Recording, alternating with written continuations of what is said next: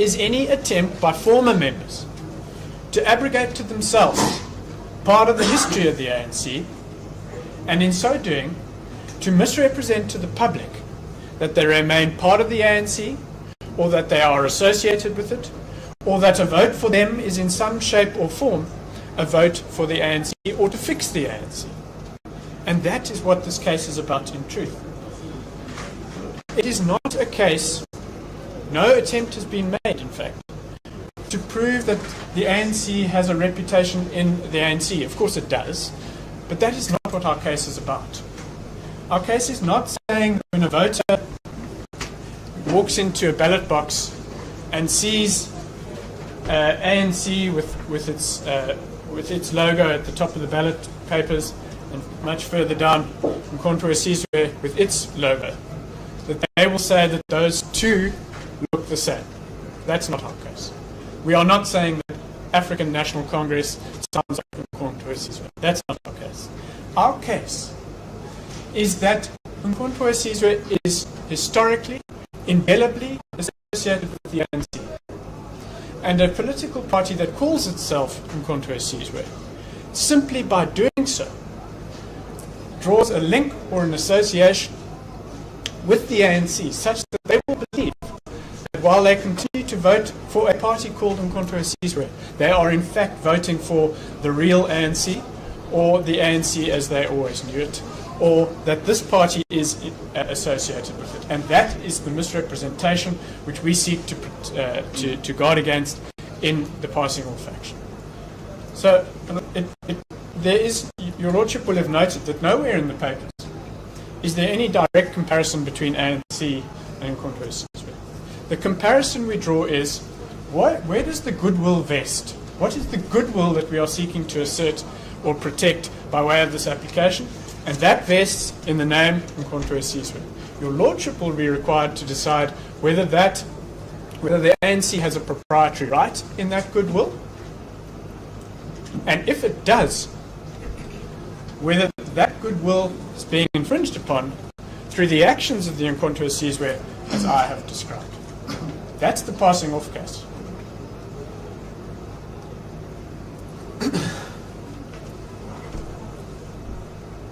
And the general principle that the law of unlawful competition applies to political parties was first set out in COPE. But I don't need to read it to you. It's paragraph 9. Well, I will just do so, just one sentence. Council were rightly, in my view, agreed that the law of unlawful competition applies to political parties. A political party may not employ unlawful means to attract votes.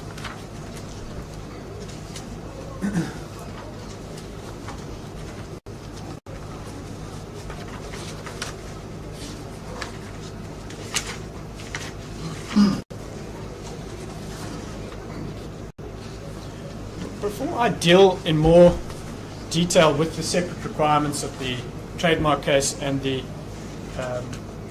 passing off case, I thought it would be useful to set out the history. Now let me make it clear before I do so that none of this really has any bearing at all on the trademark case, because the trademark case is simply, I look at the registered right, I compare it to the alleged infringement, and I decide, are those two confusingly similar?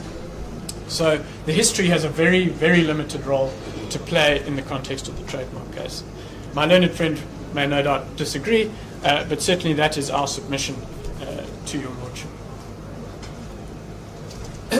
You will have seen, my Lord, that a central theme of the Mkhonto Sizwe party's defence is that the name is res nullius. It belongs to no one. And that, of course, begs a question as to why they seek to appropriate it for themselves. And that is, of course, exactly what they seek to do. If your Lordship turns to page 131 of the bundle, paragraph 46,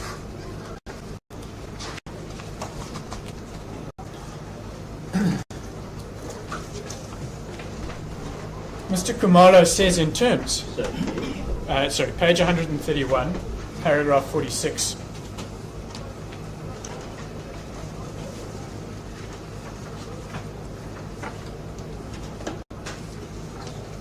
he says one of the main legal consequences of registration with the IEC, which the MK party has obtained, is that the MK party acquired the exclusive and legally protectable right to use the registered logo, name and symbol.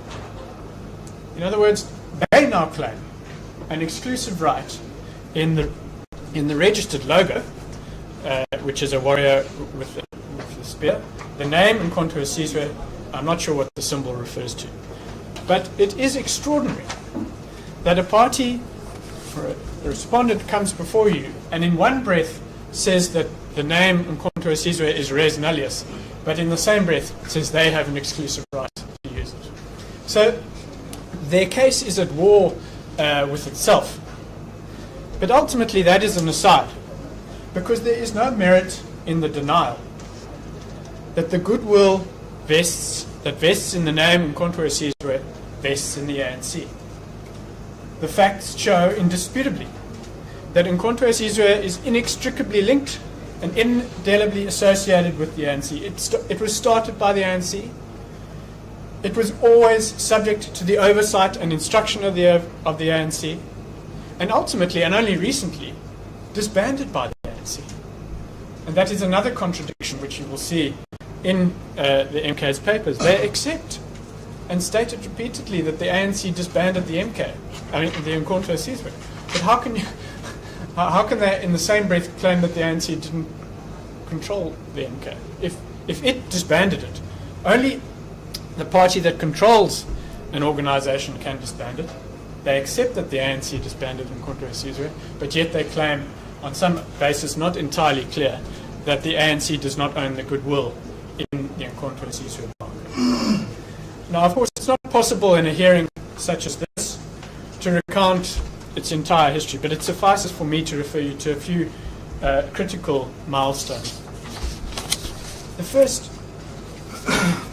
now, if I can ask your Lordship to go to Annexure MK4, which is attached to Mr. Kamalo's affidavit, it's page 191.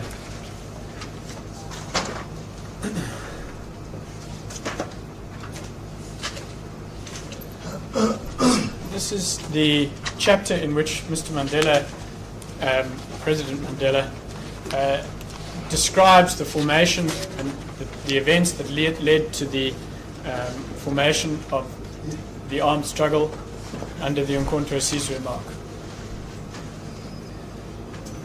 He explains that it happened shortly after the Sharpeville massacre on 21 March 1961, and he also explains that it was he that made the proposal initially to form Nkonto Sizwe, and that had been defeated first time round because ultimately Moses Kutane opposed the motion.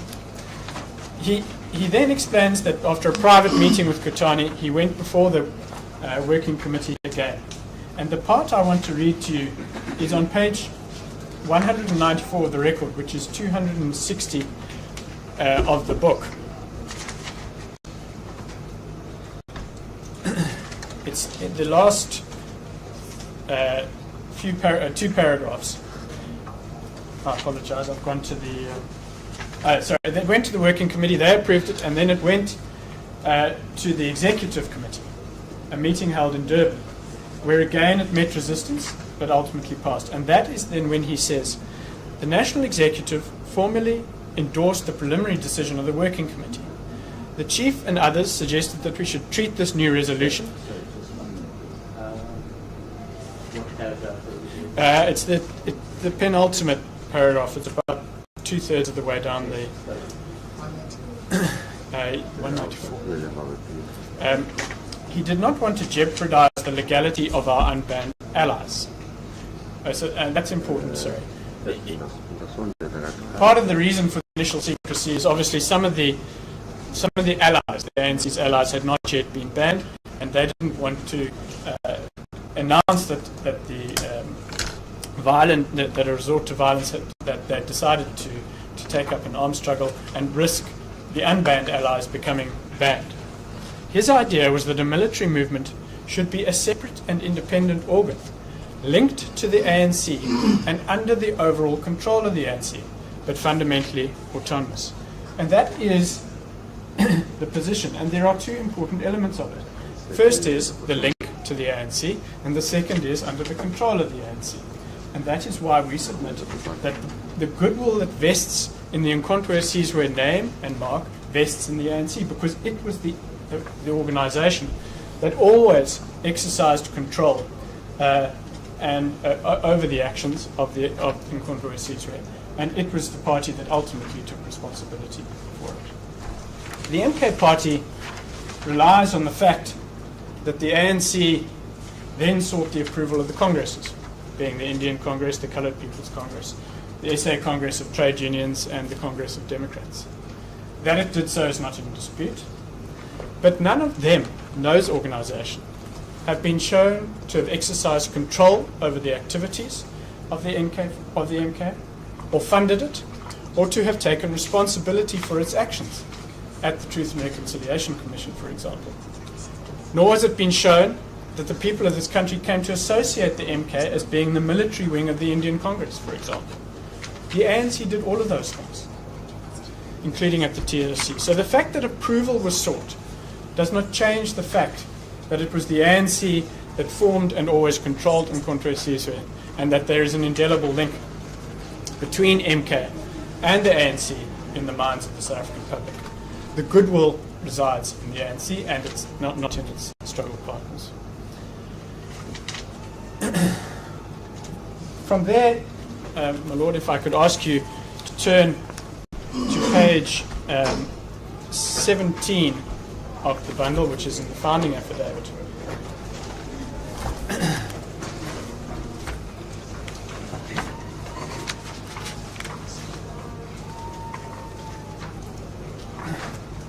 Mr. Mbalula explains at paragraph 36, in view of the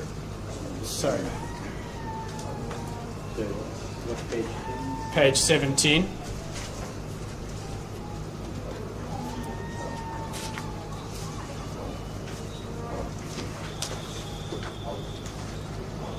So I say properly in view of the repression and banning of the time, Mandela and Slovo, both members of the ANC, although that is disputed, Mandela was, were given the mandate to set up Umkhonto Sizwe separately from the ANC and SSP. To further demonstrate that the Umkhonto Sizwe mark belongs to the ANC, Mandela made the following assurance in his statement from the dock.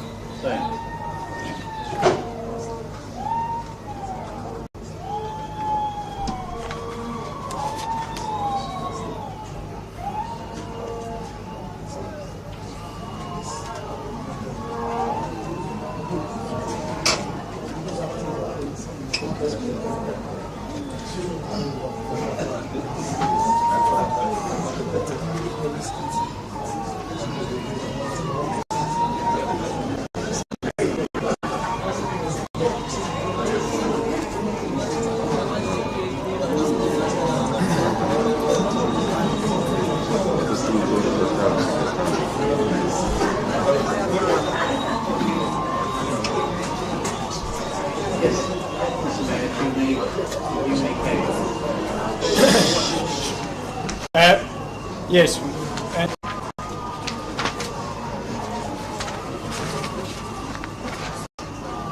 He said, Mr. Mandela said from the dock, I say properly controlled violence because I made it clear that if I formed the organisation, I would at all times subject it to the political guidance of the ANC and would not undertake any different form of activity from that contemplated without the consent of the ANC. And similarly in 37, they talk about, Mr. Mbalula explains the ANC conference in 1962, at which, for the first time, the conference explicitly linked the ANC with Umkhonto, calling it the military wing of our struggle. There could be no turning back. So, my Lord, the position is clear. Right from the outset, there was a separate part of the ANC called Umkhonto Sizwe, which was always subject to the guidance and control of the ANC. It is, to use the analogy more recently used by former President Zuma, it's the Umkhonto weSizwe was a room in the house of the ANC. It always was. It was a separate room, yes, but it was under the control and the guidance, and for that reason, all the goodwill that associates with Umkhonto weSizwe vests in the ANC house.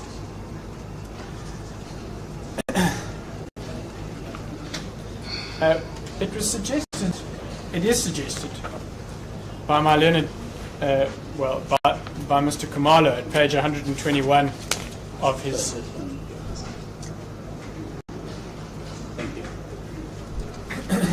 Of his affidavit, 121.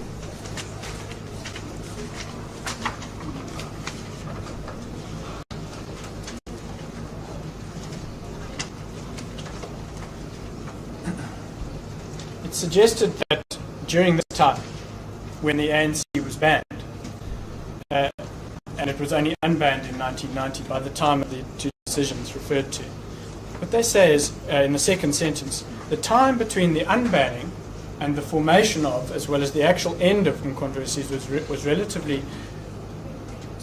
was relatively negligible to amount to trademark use with the requisite goodwill and or reputation. I'm not exactly sure what that means, but certainly if it is a suggestion that there wasn't substantial use of the mark Umkhonto weSizwe between the time of its formation and its unbanning, then we obviously strongly disagree. It amounts to a suggestion that Umkhonto weSizwe mounted its struggle in secret, away from the public eye, which we all know is not true. In fact, during that time, it's hard to believe that there were many adults that weren't aware of the existence of the Umkhonto weSizwe army during the struggle years.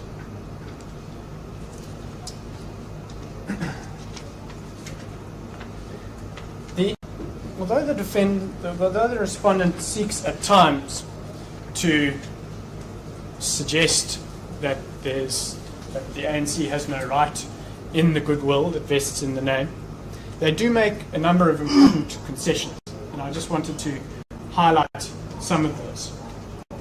They say, for example, that it was never, Umkhonto weSizwe was never the ANC's military wing, it was the struggle's military wing. And they say that the spear was not the spear of the ANC, it was the spear of the nation.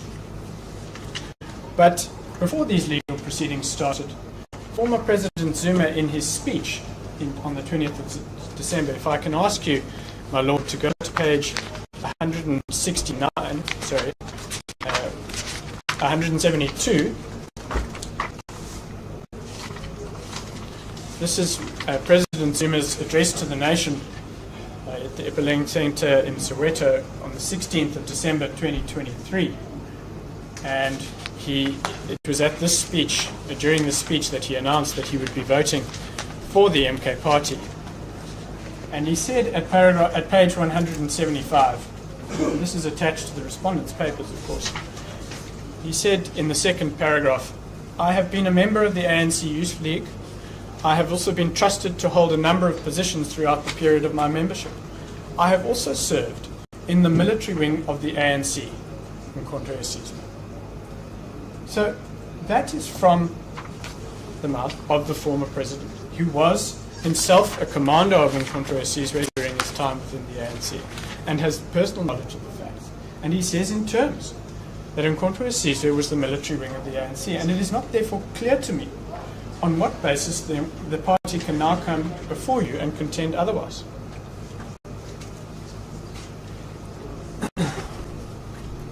They say similarly at paragraph 19.2, which you will find at page 117.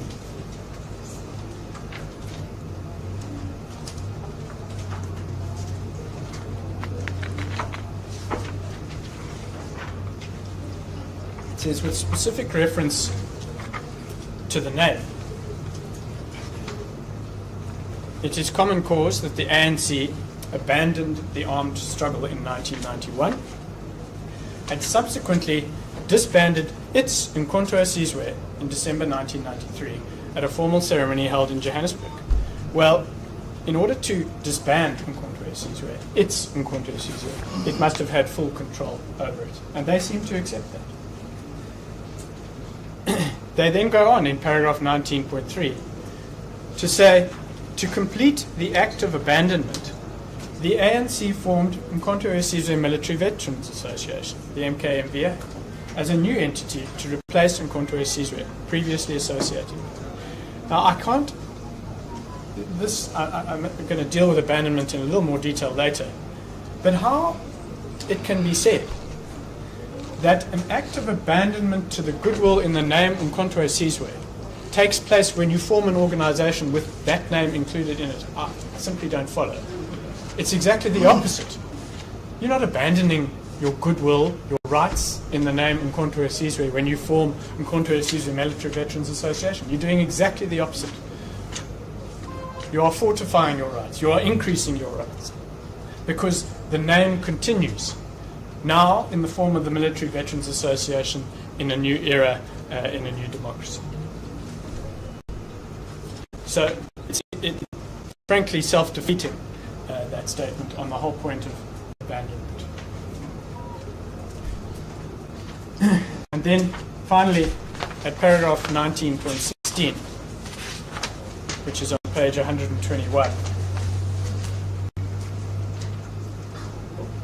Sorry, I've given you up to 10 minutes. You certainly will. As I understand it, the abandonment took place because the existence of Umkhonto Sizwe after the introduction of democratic would be inconsistent with the Constitution. So its existence as an army would have been incompatible with our Constitution. Indeed. So, but that's a so demilitarization is obviously fundamentally different to giving up goodwill which vests in the name. There are two. Goodwill is about reputation. It is about what members of the public associate with you. It is, for example, you might have an advert, a very famous advert for Volkswagen from the 1980s. It may have haven't been flighted from, we all remember the Combi advert. It may not have been flighted for 30 years. But there is still goodwill that vests in Volkswagen amongst those people that remember that advert. Goodwill doesn't disappear overnight simply because the MK can no longer fight a military struggle. To the contrary, the goodwill remains vested in the ANC because that military struggle is associated with the ANC and is still associated with the ANC. Well, I was going to refer you to Webster and Page, paragraph 5.15, which deals with this question of residual repute. It's Webster and Pages. I'm not sure that the actual paragraph in the book is, but it's just one sentence. It says it's paragraph 5.15. I use the online version. I will get you a page number. I know my junior has the physical copy here. And it says, the goodwill of a business may subsist for some time after the business itself has ceased.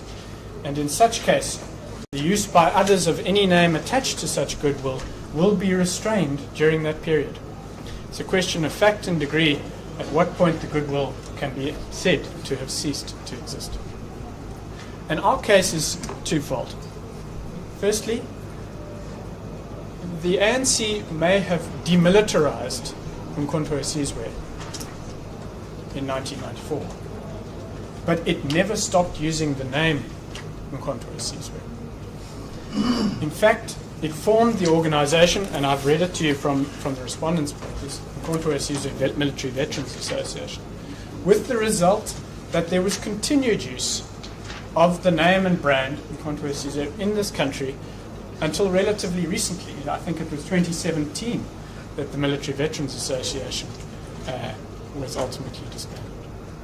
So it remains a famous trademark in this country, a famous brand, and the goodwill in it resides in the ANC. That's point one. Point two, even if it had not been so, that the ANC had continued to use it through its control of the MKMVA, the fact is that it would still enjoy the residual reputation which vests in the name because of the fame which the organisation achieved during the struggle years, and because, as we've illustrated on the papers, it continues to feature in public life. So we have shown in the founding affidavit, the ANC, Mr. Mbulula's sets out in some detail the various documentaries, the television shows. It's from 43 to 44, 45, all which feature Nkonto Sizwe on an ongoing basis, with the result that people still know the name. Let me ask you this. You go to any part of the world, you may see people in far-flung areas wearing a T-shirt with the face of our former President Mandela as a symbol of freedom. Yes. You may have a saying with somebody wearing a T-shirt with the face of Che Guevara. Now, that too carries the same message. Who has goodwill over The image rights, probably the former president or Che Guevara, but the difference there is that those people are not contesting elections in competition with the others. Yes, that brings me to the point. Yeah. That is this, and it's a point that you raised at the outset. I don't want to interrupt you. Yeah. But you seem to move away from the argument advanced in the papers that the use by MK of the particular logo that they have registered is a dilution of the ANC's brand. But you seem, from your opening address, to move away from that stance. No, Lord. The dilution occurs in the context of the trademark case. That's the case under 34(1)(c), and I think I need to move on quite swiftly to get there. But the dilution that's a separate issue which arises in the context of 34(1)(c). Our case for passing off is of the traditional sort, which is that passing off doesn't only arise where I use the exact same. So if they call themselves ANC for something else, African, I call it, an African National Conference or something, then we'd be having a debate here about ANC versus ANC. Passing off arises where you associate yourself in the course of trade. In other words, you tell customers, or voters in this case, that there is an association between you and the proprietor of the well-known brand that they know. And through that association, you garner votes which you would not otherwise garner. It's a misrepresentation as to an association that results in benefit. And that's the case, and it was the case that was advanced in the founding affidavit. If I can refer you, my Lord, to page 11, paragraph 13.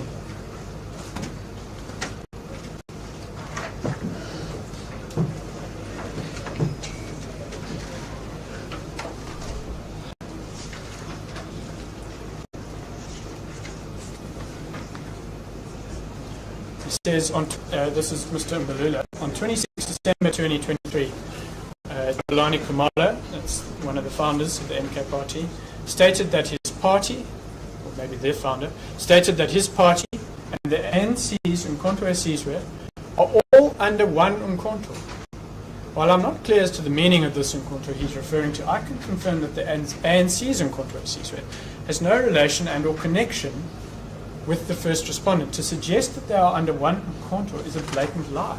The video of Kamala addressing members of the public is attached. And then similarly in 14, on 30th of December, addressing a crowd of supporters, Zuma stated that he has not left the ANC, but the first respondent, his party, is one of the rooms within the ANC, which he will use to save the ANC.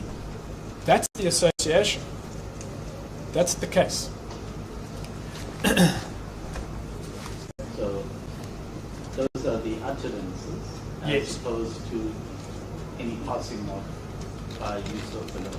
But it's all part of the same strategy. So the use of the logo, that is why they tell you in terms why they've adopted the logo. You just need to read into it. They're telling you, I've adopted the logo and the trademark so that I will tell consumers at the ballot box that my party, is one of the rooms within the ANC. They draw an association with the ANC, which we say is unlawful and amounts to a misrepresentation and therefore passing off.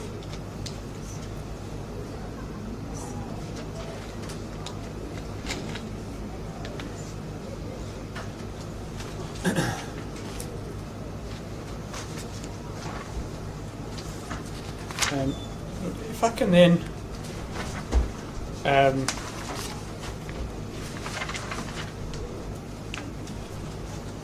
I think I'll hear my learned friend on Joinder and respond to him in reply. I just want to go on to the trademark case. It's actually relatively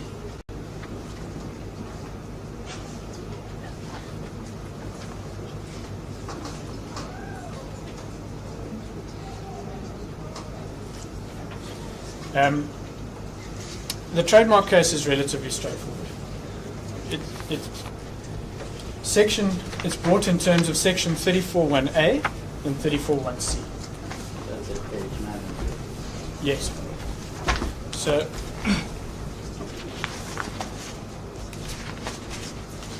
section 34.1a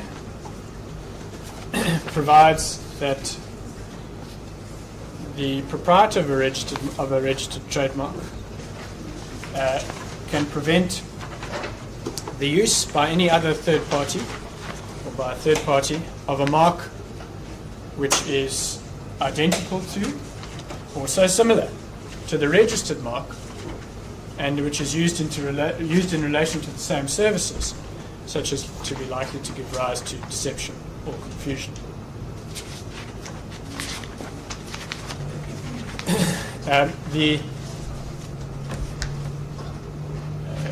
We deal with that in paragraph 20. And the section, in sum, it just says that the respondent must be shown to have used a confusingly similar mark in relation to the same goods for those for which the proprietor has obtained registration.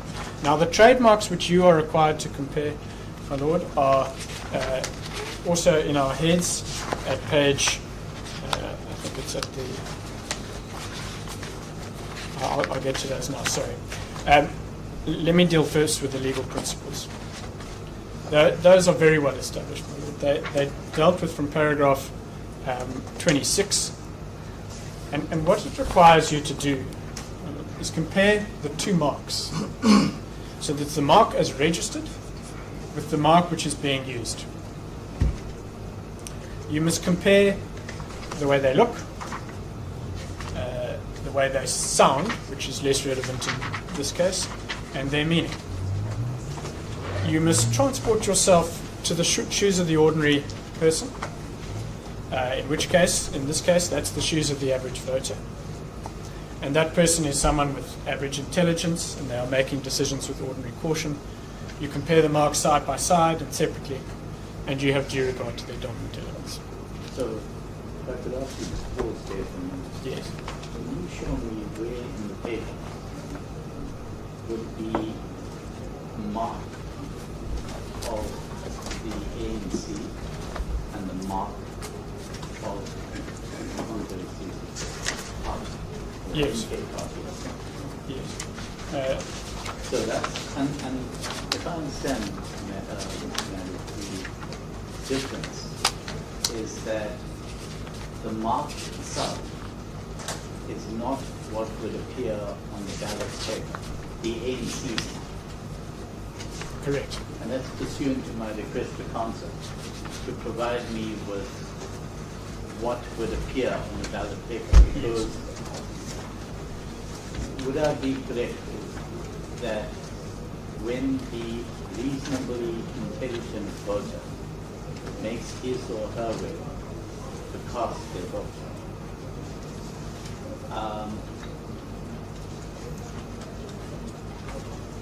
it's done within the confines of the booth where nobody else is present. It's done in an atmosphere where you reflect on the choices in front of you. And to the extent that there's any confusion, that has to be something which emerges from what you see in front of you. I disagree. Because parties campaign for 4 or 5 months for a reason. The entire campaign trail is about the education of voters. The confusion and deception is going to arise long before they get into the ballot box. It is already arising. It is arising through speeches and utterances and use of this mark, which is telling consumers that when they see this mark, the one that you will see on page 41 of the papers, when they see that mark in the ballot box and they put their tick next to it or cross, that will be a vote for one of the rooms of the ANC. But if I understand the case that you now advance, or the case that you advance, the confusion which you seek to avoid is not that which will happen on the 29th of May. Is that what you said? Well, that will be the culmination of it. But the confusion is already arising because of the use of basically an identical mark to the Incontra 63 logo. Because, and at the moment we're debating the trademark case, which I'm trying to keep separate. But as part of the passing off, of course, there's more factors that are going to lead to the confusion at the ballot box. And all of those combined are what we say. Right. Carry on, I'll reserve my trading Well, you asked for the comparison which you are required to make. It's on page 40, is the registered trademark.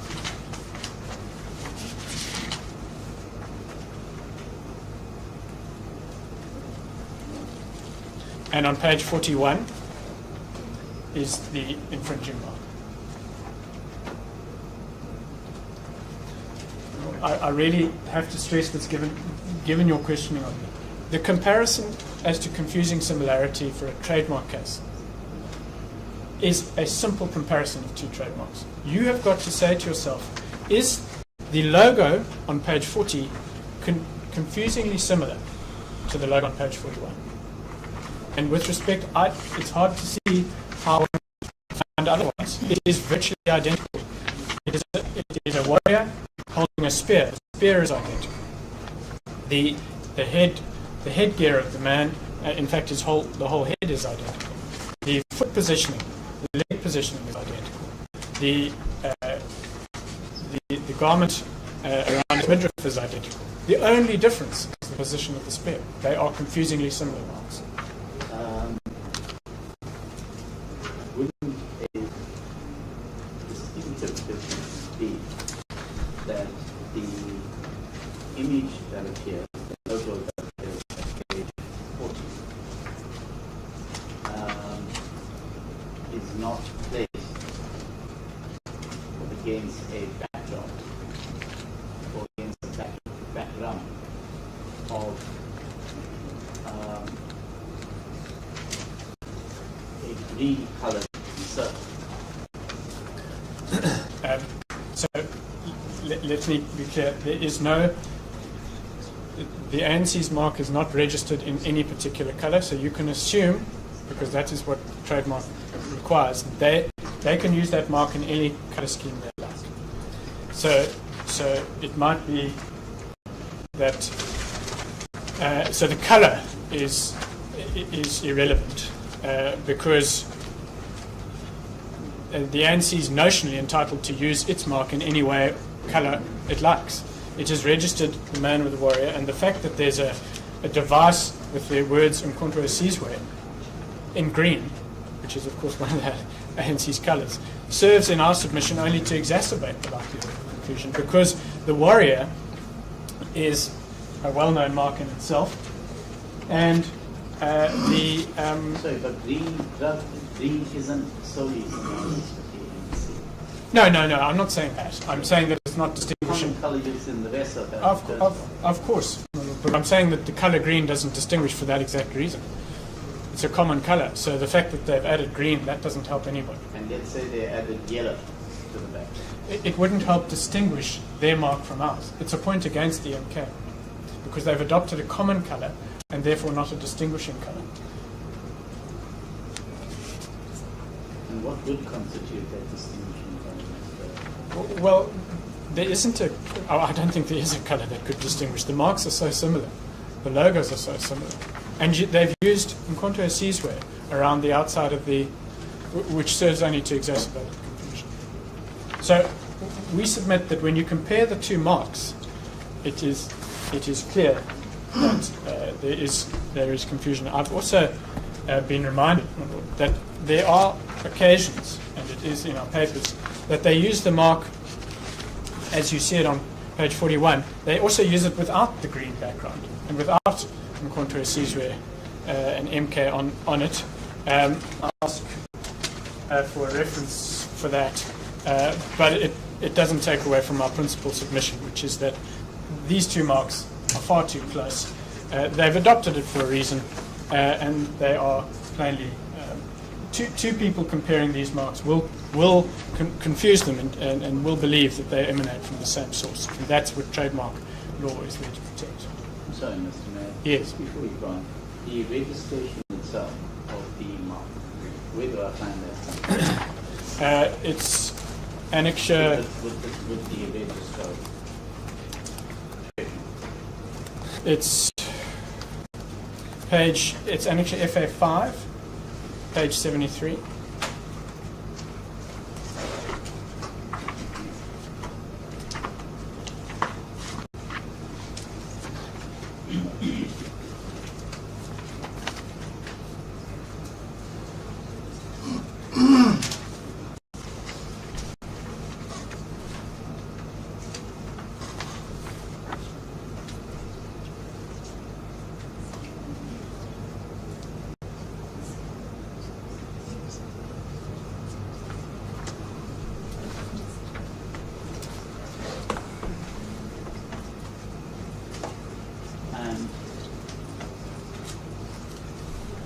Do I understand your submission that FA3 is the logo of or the emblem of the warrior with the shield and the spear?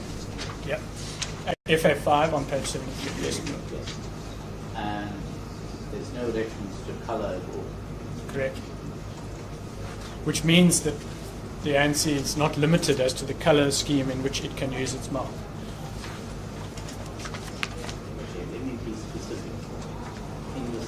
Which it uses the mark of the warrior or the shield or the background. It can use, it could equally adopt a shield in the background. There would be it would still be using its mark. Yes, but its mark is restricted to the figure. Yes, that's its exclusive right. And the addition, we say, of a green-coloured ring around it with Umkhonto Sizwe does nothing to distinguish from the registered mark.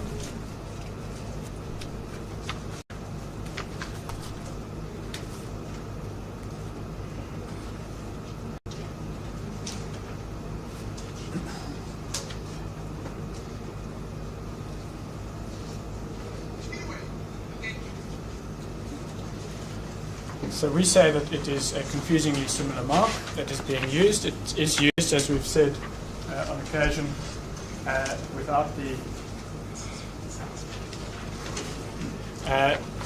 So, my lord, the reference at page 50 of the papers.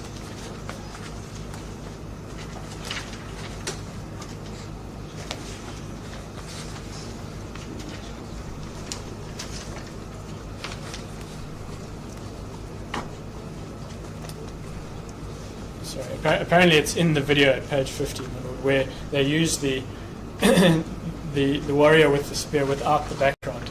I thought we said it. Yeah. Okay.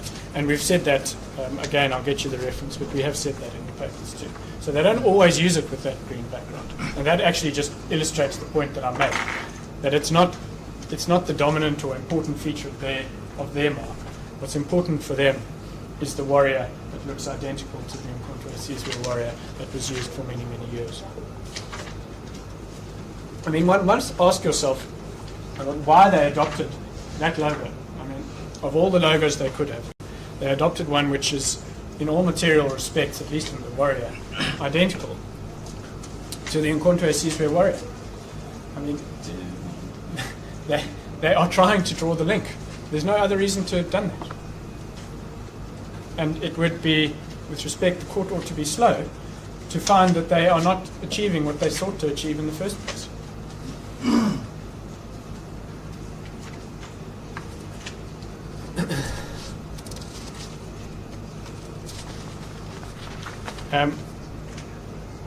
Then, insofar as the services are concerned, my lord, we deal with this in paragraph 21 of our heads of argument. The mark is registered for a variety of services in class 41. It is registered for what is referred to as the class heading. Well, I prepared a short bundle of authorities, just of the ones of the authorities that I intend to refer to today. Not every authority in our heads. If I could hand that up.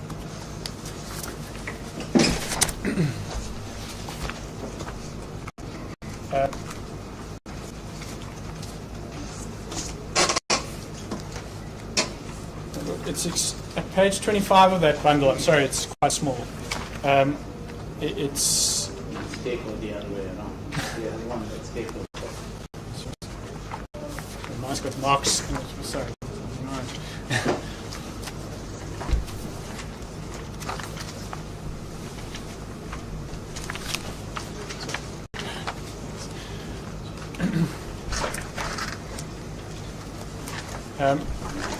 Page 25 of the bundle, paragraph 11. It's a judgment of His Lordship Mr. Justice Lowe in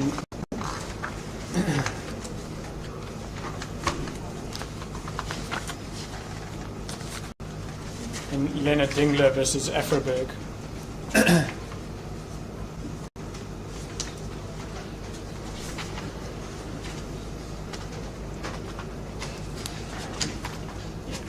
It says South Africa applies the International Classification of Goods and Services, known as the Nice Classification System, in respect to the classification of trademarks. At the time of registration of the plaintiff trademark, the applicable version was the 9th edition, which was published in 2006 and came into operation on 1 January. The Nice classification classifies goods into 34 classes and services into 11 classes. Part 1 lists in alphabetical order all the goods in one list and all the services in another list. Each class has a class heading. The heading of class 34 is, and in that case it was tobacco, smokers' articles, matches. Part 2 lists in alphabetical order for each class the goods or services belonging to that class. Each item of goods or services is allocated a basic number, and in the case of class 34 there are 50 items. Cigarettes is one of the items and has the basic number 340020. A copy of the list is annexed to this judgment. So I refer you to that to explain the concept of class headings, because as in that case, in this case, the mark is registered for the class heading for class 41. Now, class 41 covers a wide range of services, right from training to sport. It's a regulation attached to the Trademarks Act. It's Regulation 3. Regulation 3 of the regulations published under the Trademarks Act.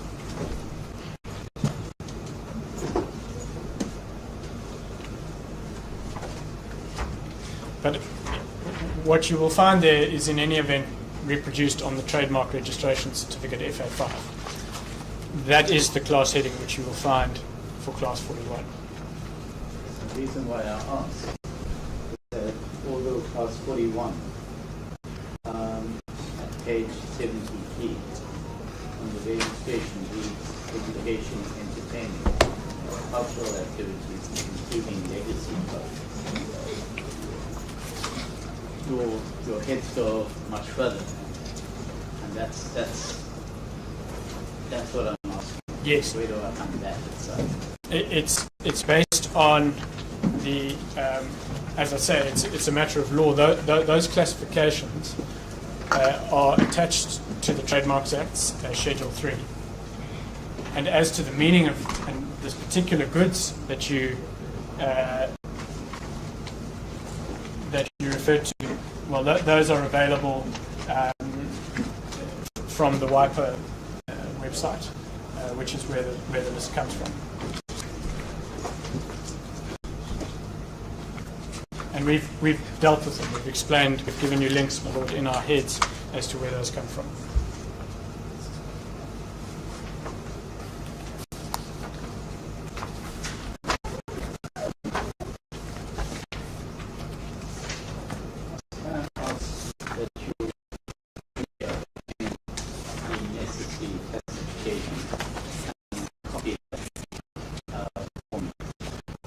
The whole of Class 41? Yes. Okay. We have, as I say, given you the links to the specific... I want you to give it to me. I'm not going to look at it on the search. Understood. And anyway, we will give that to you. Some of the services include, as we've said in our heads, the arranging of congresses, conferences, and symposiums. And political parties do that as a matter of course. They arrange congresses. In fact, a congress is a meeting of political organizations. And it also includes political speech writing, which again, political parties do as a matter of course.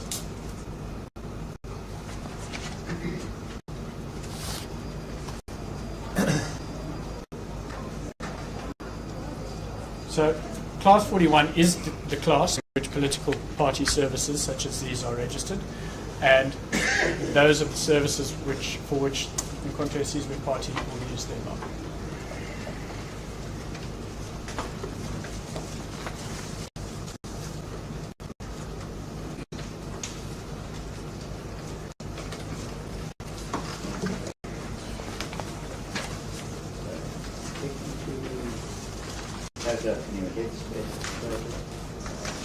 Paragraph 22.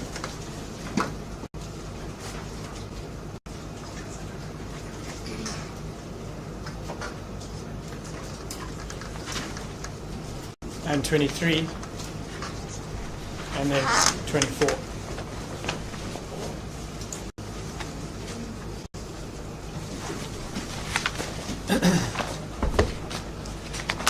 I'm conscious of the time. I've had an hour.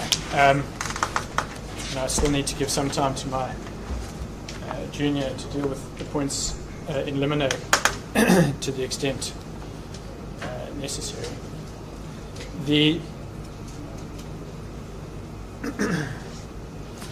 I can then, in the time available, deal with Section 34(1)(c). The requirements are dealt with in paragraph 40 of our heads.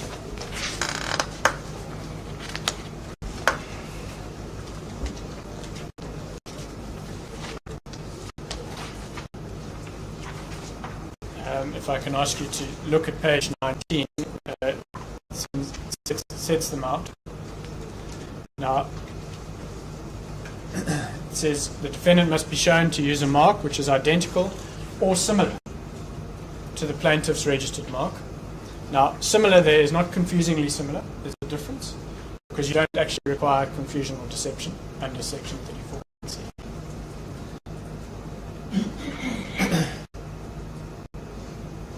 The best way of explaining it, or I hope a good way of explaining it is simply an association. In other words, even if I'm not confused into thinking it's the same organization, I recognize the symbol because it is similar to the one that I know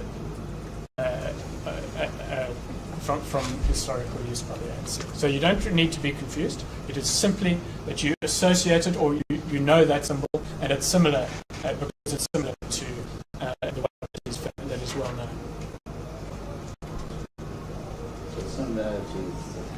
Similarity is sufficient, and we've given you, Lord, in our heads, the test, which is at paragraph 42 of our heads from the Salty Cracks decision. It says the test, in my view, is that the likeness in the marks should be easy to recognize, and a connection will be made or a link established between them. This, of course, gives expression to the approach which recognizes first impressions and imperfect recollection and eschews undue period. So it's simply I recognize that mark because I've seen it before and I associate it with the one I've seen it before. Without any unnecessary interrogation. Exactly. I just associate it. I see the use is unauthorized. That is clearly established here. In the course of trade, would be likely to take unfair advantage or be detrimental to the distinctive character or repute of the plaintiff's registered trademark. And we say this is actually really a very clear case of taking unfair advantage of the reputation which vests in this logo. It's clearly a very well-known logo. It's been used. The evidence is overwhelming. It's been used for decades. And that's why Mkhonto we Sizwe adopted it. The similarity here, I've dealt with that. And insofar as dilution is concerned, if I can ask you to have a look at paragraph 40 of the Cape Cookies decision, which is on page 36.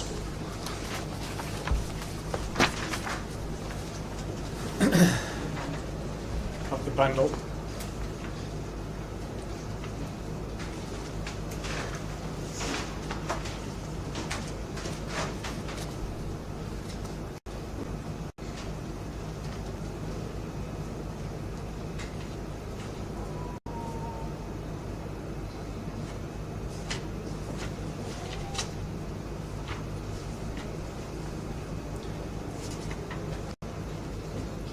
National Brands submitted that Cape Cookies would be likely to take unfair advantage of the power of attraction, the prestige and repute of the Salty Cracks mark. It is submitted with some force that this has been built up over a considerable period and with a considerable investment of money. Cape Cookies chose to go into direct competition with it.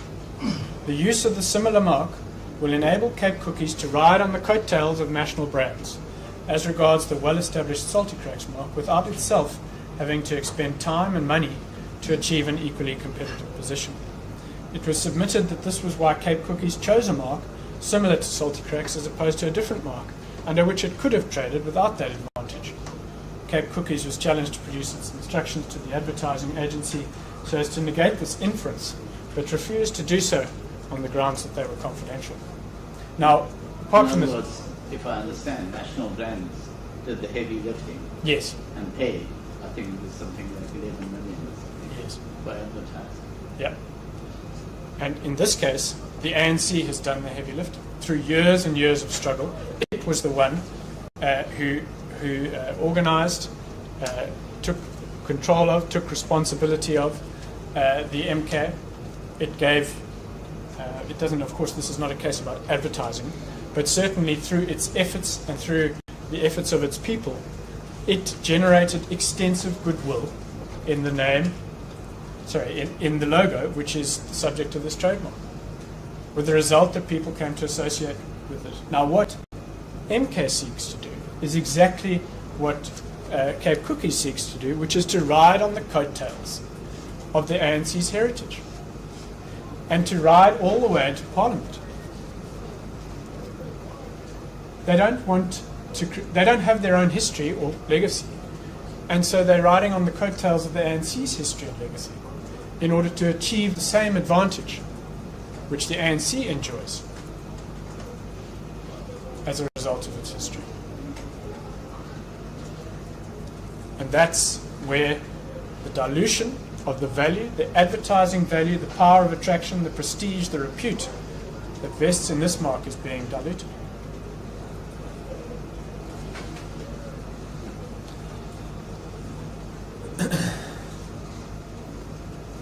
There's another consideration which arises from the Nestle case. It's at page 47 of the bundle before you.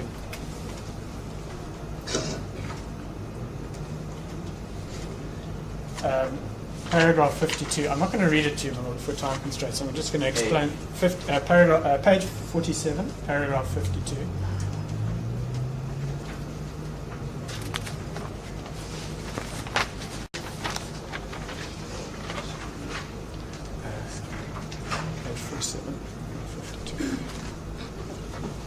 Page 47. Yes, paragraph 52.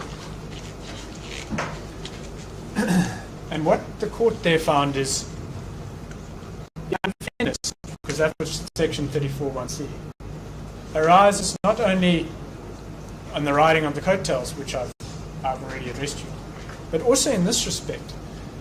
Consider for a moment that the ANC wished to exploit the goodwill that it enjoys in this logo. Now, if it were to start using its man, its warrior with a spear, it cannot do so without also promoting the MK party. Because it is now using a mark that is so similar that the two will be associated. And so it, in the same way as happened in the Kit Kat case, you are reducing the pulling power, the advertising value of a mark which is famous, which has been made famous by the ANC, and that is taking unfair advantage of the reputation which vests in this logo trademark. So that's the 34(1)(c) case. Finally, on the passing off, I have obviously addressed you when I started on the question of reputation, and I explained really through the history that the ANC enjoys extensive goodwill in Contra Sizwe as a mark. It enjoys extensive goodwill in the logo, and it similarly enjoys extensive goodwill in the shortening of the name MK. There's no real dispute, I'll hear from my learned friend, as to the fact that those are well-known, very well-known marks in this country. The dispute seems to be about who owns the goodwill, and I've addressed you extensively about why it is that the ANC, to the exclusion of all others, owns the goodwill. But I should also make clear that even if you weren't to accept all my submissions on that point, the fact that there may be others, I don't know, the Indian Congress, for example, if it still existed, that may also be able to claim goodwill in Nkontwe Sizwe, is no bar to the bringing of a passing off action by the ANC on its own. And that is made clear in paragraph, just want to find it in my notes.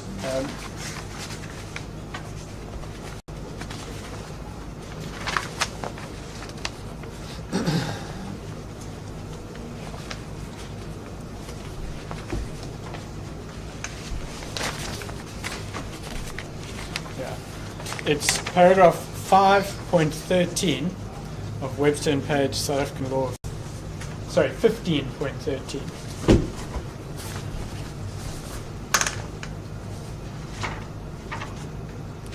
It's headed Shared Reputation. It says, what has been said in the previous paragraph regarding a single source is subject to the qualification that it is possible for a particular symbol to have been used by more than one independent or unassociated trader so as to have become known as indicative of the goods or services of all of them. It does not follow from this situation that no goodwill attaches to the symbol. The goodwill vests in each of the traders who have so used it, and each will be entitled to restrain use thereof by an outsider who has no right to use it. So the entire debate about other people that may be able to lay claim is, in fact, we say only the ANC has the right to this goodwill, but even if we were wrong about that, it's no bar to our passing off action. So that's in response, if I understand your argument, that isn't in response to the contention of non-joinder, for example, of the SACP. Indeed, that would be an answer to that. We have two answers to that. The one is, well, actually the SACP has never been shown to have controlled, taken responsibility, funded it is in alliance with the ANC, of course, but it has never been suggested or shown that people associate Mkhonto we Sizwe as the military wing of the MK party. But if they do, then again we say it doesn't matter for the reasons I've said.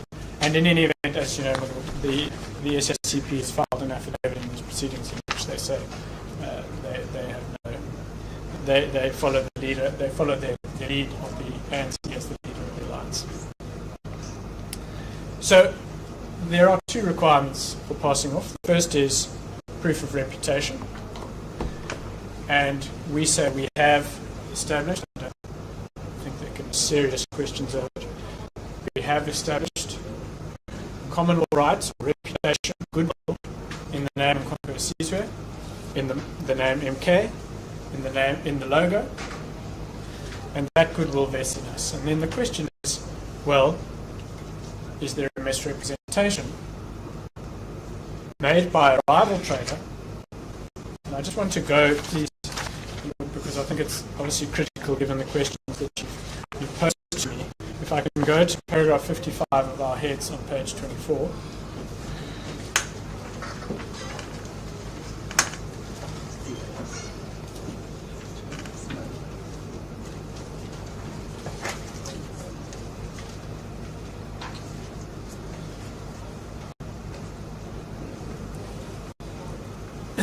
So the principles which govern passing off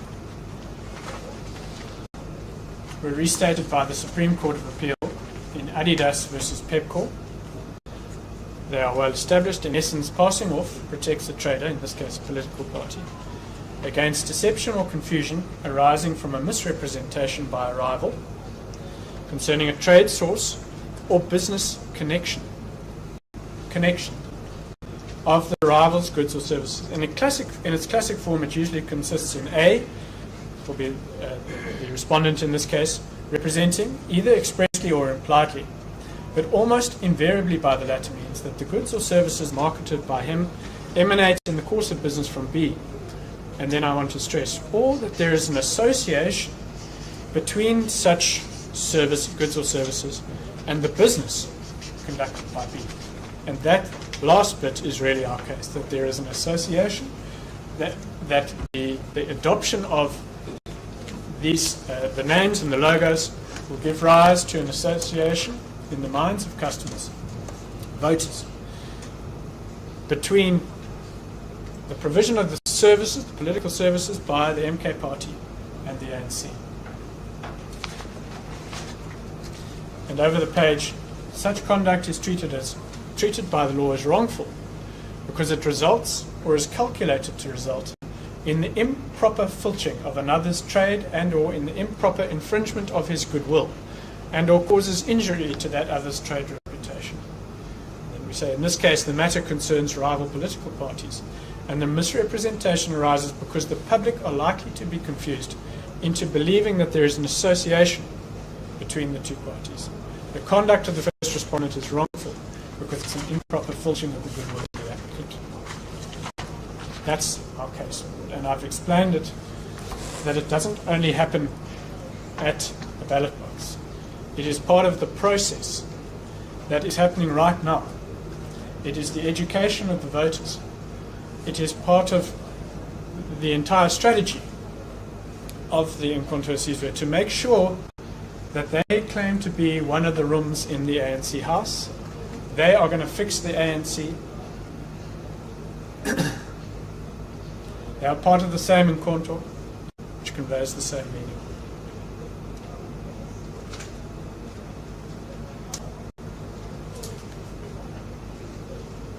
And to convey that message, they use the ANC symbols so as to confuse and deceive voters into believing that there is a connection when in truth there is not.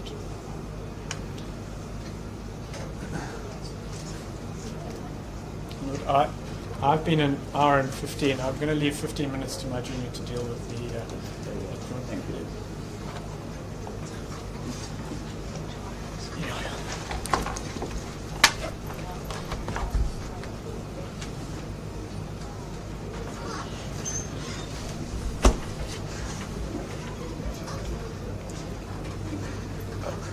My Lord, in the 15 minutes that I have, I will briefly deal with three preliminary issues. The first is in regards to the jurisdiction, the second, lis pendens and res judicata, and then lastly I'll deal with the question about whether the ANC has standing to bring this application. Now, His Lordship has been informed that this court doesn't have jurisdiction to deal with the matter, given the fact that it was before the Electoral Commission, the Electoral Court, and it is that court, so it's argued, that has the power to decide this particular dispute. We've of course made out our case in the replying affidavit as well as in the heads. But the thrust of the point simply is that the Electoral Court and the Electoral Commission is there to deal and manage elections. That is its role. It has no power under the Trademarks Act to deal with trademark disputes, and that's expressly set out in the Trademark Act. The test for that you will find in section 16.1 of the Electoral Commissions Act, which states that, section 21, which states that the Electoral Court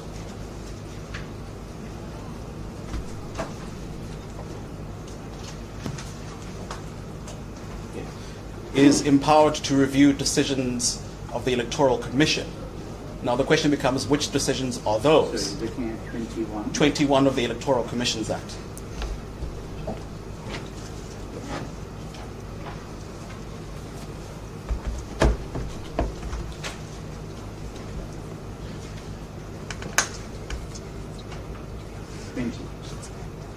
Sorry, so 19, yes, so you see that in section 20, under chapter 5. And 21A says the Electoral Court may review any decision of the Commission relating to an electoral matter.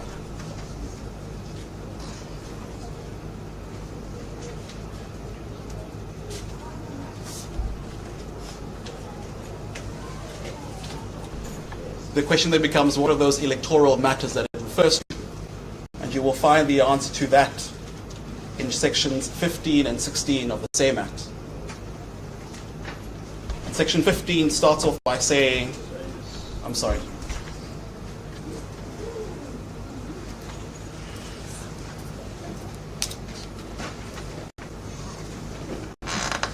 It is entitled, Chapter 4, Registration of Parties, and that's key. Section 15 under Chapter 4. Yeah.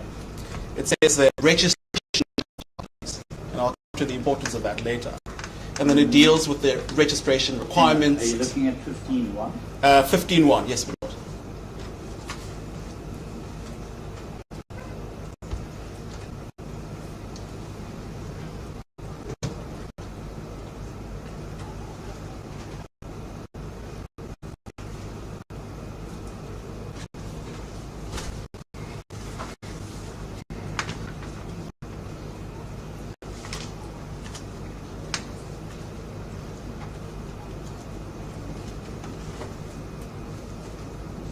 I'm just trying to figure out where you're reading from. The registration. Yes, so it says it's entitled Chapter 4. No, I've got that. Yes. So 15.1. Yes, so it says it's entitled Registration of Parties, and then it reads, the Chief Electoral Officer shall, yes, upon application by a party in the prescribed form, register such party in accordance with this chapter in respect of, and then it sets out what that is. And then you turn to section 16, because these two have to be read together. And if you go to section 16, which is entitled Prohibition on Registration of Parties under Certain Circumstances, and then it reads that the Chief Electoral Officer may not register a party in terms of section 15 or 15A if, and here's the impugned provision by MK, a proposed name, abbreviated name, distinguishing mark or symbol mentioned in the application resembles the name, abbreviated name, distinguishing mark or symbol, as the case may be, of any other registered party to such an extent that it may deceive or confuse voters. So the point we simply make is the assessment made by the Electoral Commission when there's a dispute about a mark only concerns the registration of that party.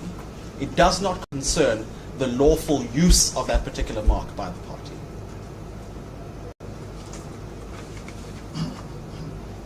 And the lawful use in this particular instance, where there is in fact a trademark question, cannot be an issue that's decided by the Electoral Court or the Commission. How do you get around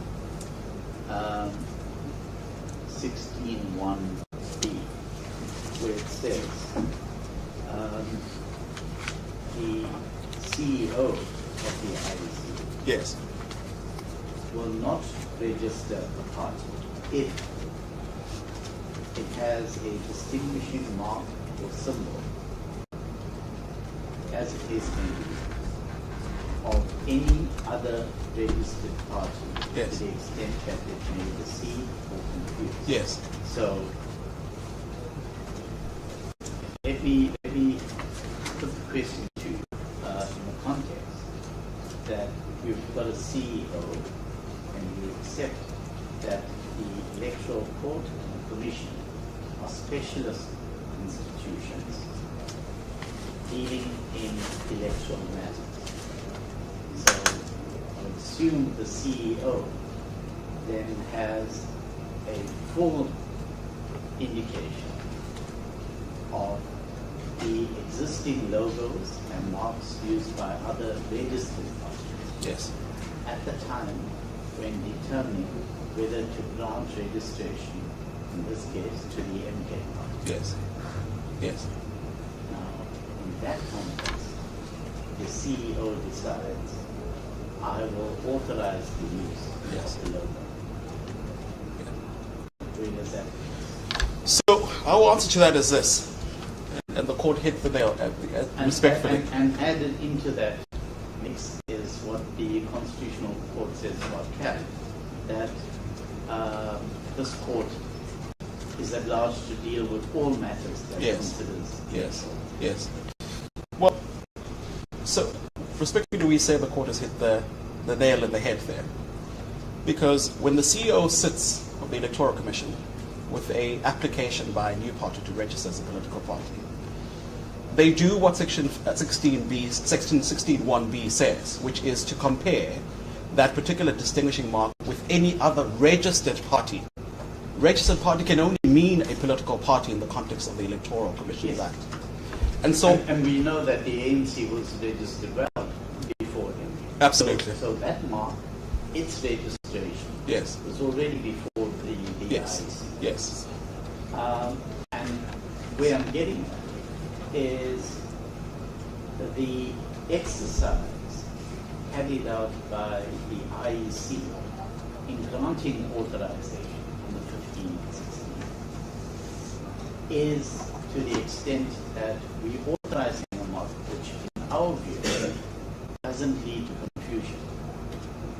Yes, no, but the exercise that they conduct is to look at the mark of another registered political party Yes. against the mark of the proposed applicant, to make a decision about whether there's in fact a similarity between these particular marks. Yes. But it goes That- further, and they invite parties to object. Yes, absolutely. But that particular exercise doesn't mean that it considers all the registered trademarks by a party that alleges that they have rights to that. All it is looking at is the logo of the ANC against the logo of Mkhonto we Sizwe for the purposes of registration. But what it doesn't do is look at the trademark register and compare every logo there is under the sun with that which is being applied for. And if I understand your argument correctly, they would look, what concerns the IAC is what would be on the ballot, on the ballot sheet, or on any other mark or symbol of the party. Is it only on the ballot sheet? Only the mark of a registered political party, because its function is only to decide whether this party should be registered or not. It doesn't decide whether this is a lawful use of a trademark. That's not its function. Isn't it? And I'm raising this with you because you probably want to deal with it in the trial, the marriage license.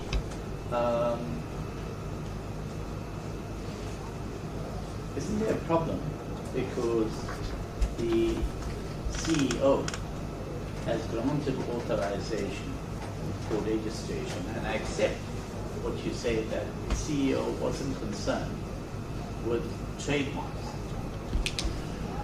and any registered rights flowing from them, or any rights flowing from the registration of the trademark.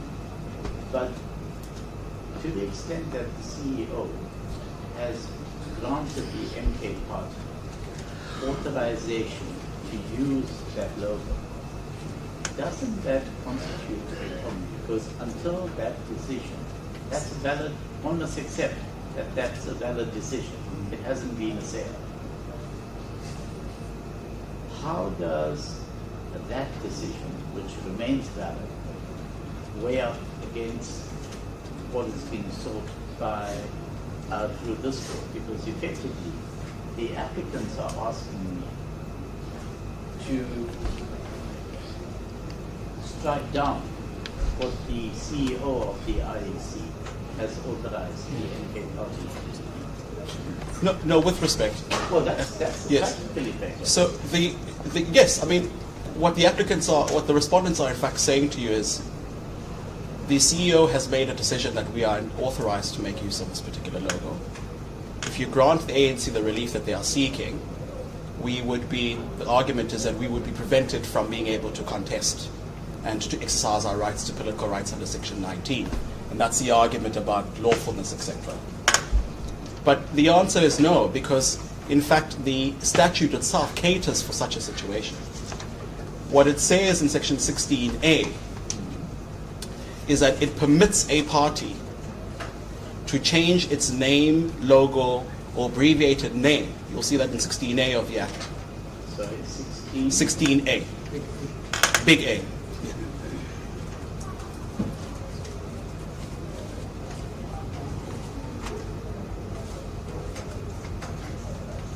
But So- in the context Yes. of the preceding section, Yes. 16A assumes an objection from another political party to the use of that name. And in that context, you're then permitted to go back and revisit the name that you may have given to your party. No, I mean, yes, it would have to be, but it would have to also, what it also in fact means is that if the court were to be with us, that there is in fact a violation of the trademark, or that we've made out a case and pass him off, the remedy for MK is not that they would be stopped from being able to contest the elections. They have to change their name. That have to change their name. Because we say that is a violation of the Trademark Act, which the Electoral Court doesn't have jurisdiction to deal with. Someone's splitting hairs. Respectfully, no. Because the court has to read both statutes together, and it can't ignore the Trademark Act. Because the nub of the argument, if you were to take MK's argument to its logical conclusion, it means that for as long as you are a registered political party, you have carte blanche to use whatever trademark there is under the sun. They could tomorrow call themselves the Coca-Cola Party. And because they call themselves the Coca-Cola Party, Coca-Cola has no recourse before any court to enforce its trademark. That can't be correct. Coca-Cola might not be able to complain to the electoral court, but it most certainly can complain before this court that a registered political party is making use of its trademark. Otherwise, then there's absolute free reign, and the Trademarks Act means absolutely nothing for people who have trademarks as long as you are a registered political party. That absolutely cannot be correct.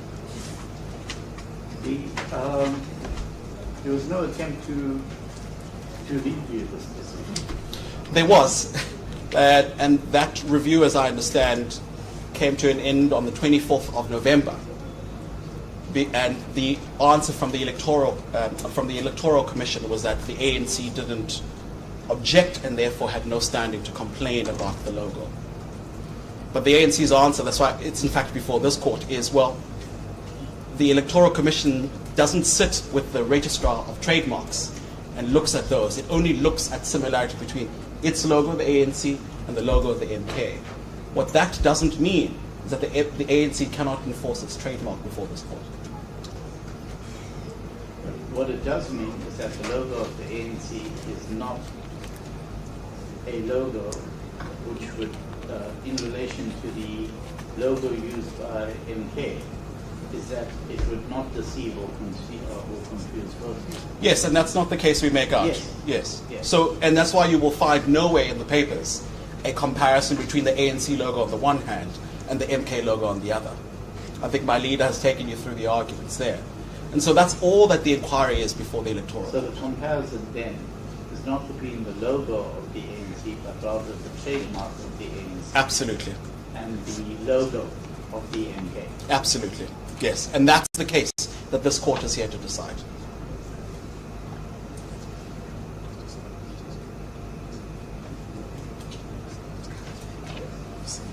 So my leader reminds me that what the electoral court has in fact done, or the commission has done, is to compare the logo of the ANC as it appears in the ballot against the logo of MK.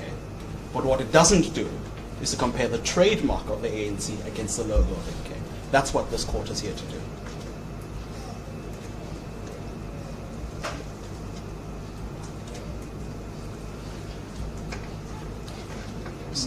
Lord, I've exhausted most of the first argument I was going to make, and I'm grateful for the questions. The second point I was going to in fact make is there's been reference, you would have seen that in MK's heads, to Makanya from the Supreme Court of Appeal. Now, it says, and this is on the question of jurisdiction, in general, the high courts thus exercise the original authority of the state to resolve all disputes of any kind that are capable of being resolved by resort to law unless that authority has been assigned to another court. And that's the debate here about whether the electoral court has that authority. When a high court resolves a contractual claim, it exercises original jurisdiction. When it considers a claim for the enforcement of a constitutional right, it exercises that original jurisdiction. So too, when it enforces a statutory right, which is what we say we have here. But the state might also create specialist courts to resolve disputes of a particular kind. Generally, those disputes concerning the infringement of rights that are created by the particular statute, by particular statute that creates the specialist court. When a statute confers judicial power, and this is what we want to underscore, this is now paragraph 25 of my caveat. When a statute confers judicial power upon a specialist court, it does so in one of two ways. It will do so by either conferring power on the specialist court and simultaneously excluding the ordinary power of the high court in such cases. That's when it does it as exclusive jurisdiction. Or it will do so by conferring power on the specialist court without excluding the ordinary power of the high court. Which eventually has concurrent jurisdiction. In which the court has concurrent jurisdiction. And so what we say about that is, one, you will find nowhere in the Electoral Act or the Electoral Commissions Act where the exclusion of this court in respect of jurisdiction is made. Nowhere. The second is, if there was in fact such an exclusion in the Act, it would have to be stated so expressly. And we rely for that proposition on the judgment of the Constitutional Court in Competition Commission versus Group 5, in paragraph 45, where the court says if the High Court's jurisdiction is to be excluded, it has to be stated so expressly.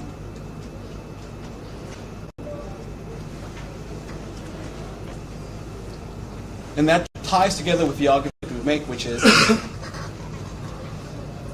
that the Electoral Court was not created to deal with disputes related to the Trademarks Act.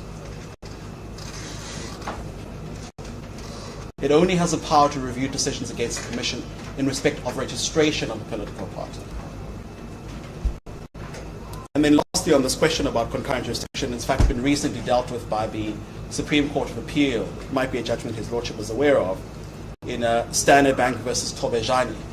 Those are the cases in which claims that fall within the monetary jurisdiction of the match court were brought within the High Court. And the question became there, can the High Court turn away those particular claims? And the court said, no. If you have jurisdiction, you must exercise it. You don't have a discretion there. And there's nothing to suggest on the Electoral Commissions Act or the Electoral Act that this court doesn't in fact have jurisdiction to deal with the trademarks dispute. Now, if I could then deal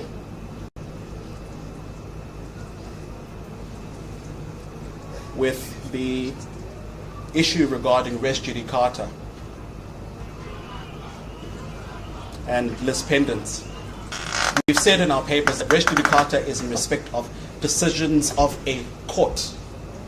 The only persons here that have supposedly made a decision is the Commission. We say obviously the Commission is not a court. And there's clear authority to that. There's in fact an appellate division decision in African Farms Township versus City of Cape Town, where the court said what applies in the following instance.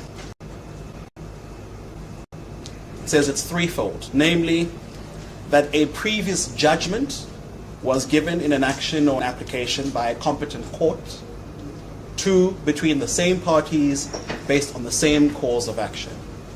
The cause of action in the dispute in the Electoral Court was about the lawfulness of the registration of MK in violation of Section 15 of that Act. And that's a dispute about whether there was, in fact, publication of a supplemented application or not. It had nothing to do with trademarks. And in fact, if you see in Bundle B, there is no reference at all to the words trademark in the ANC's complaint to the Commission. Well, actually, I did look at it. But they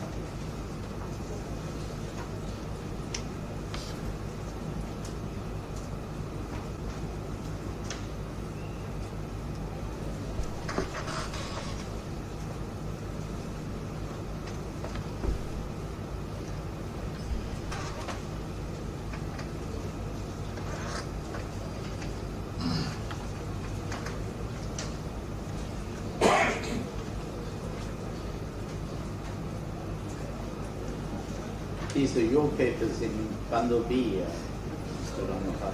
Yes. The simple point I was simply making is that you will find nowhere in those papers an allegation of a trademark infringement.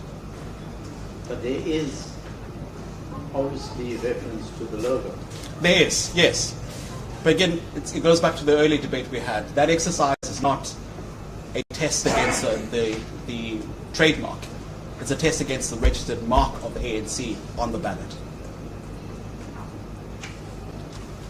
On the basis that it's likely to cause confusion. Yes, when a voter goes to the booth.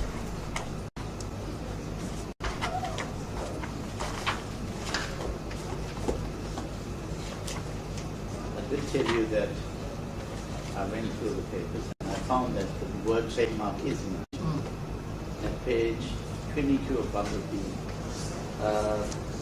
It's 66.2. 66. Distinguishing mark registered from country has been registered as a trademark by the MK Legacy. I'm sorry, but August. I'm sorry, Lord. Where are you reading from?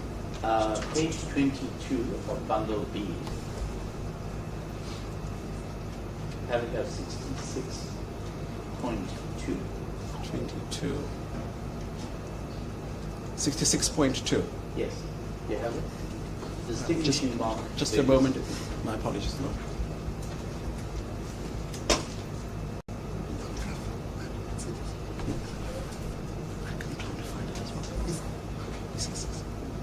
$66.2. Yes. I don't seem to have that. I have 62. 66, paragraph 66, maybe turn you to your colleagues.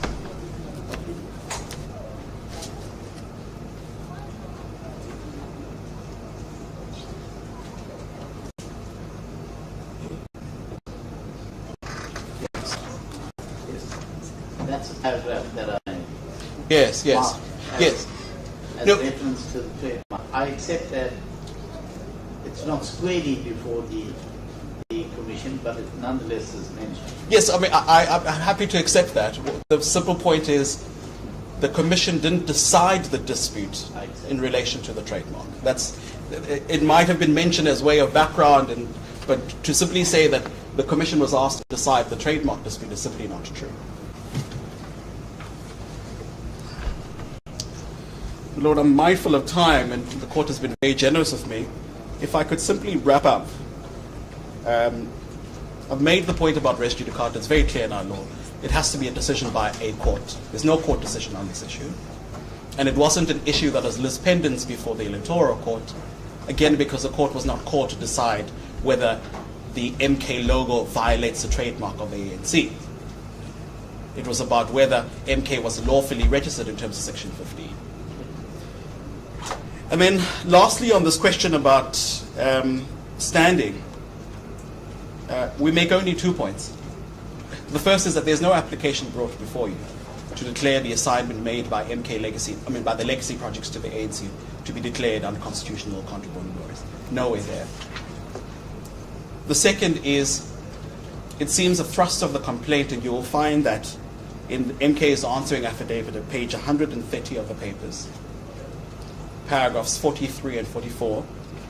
His Lordship need not go there, but it's just for noting.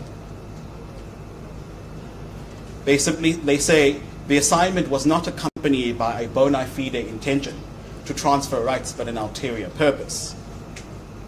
The courts cannot give legal recognition to the said agreement, which is also in violation in that the true name and purpose of the agreement is not the legitimate transfer of rights, but to defeat political rights. So it seems that they say that there's some mystery or ulterior motive. His Lordship knows ulterior motive is not a ground upon which you declare an assignment to be, or a contract to be unlawful. In any event, is a motion proceedings. Yes. Equivalent to me making a determination on the floor. Yes. Motion proceedings. Yes. Sustained. Yes. No, I appreciate that intervention of His Lordship.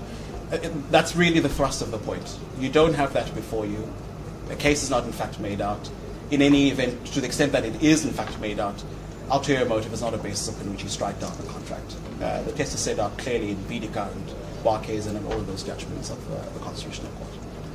Lord, unless there are any specific questions which we'll probably have to deal with in reply, those are my submissions. We'll take the adjournment at this stage. We can All right.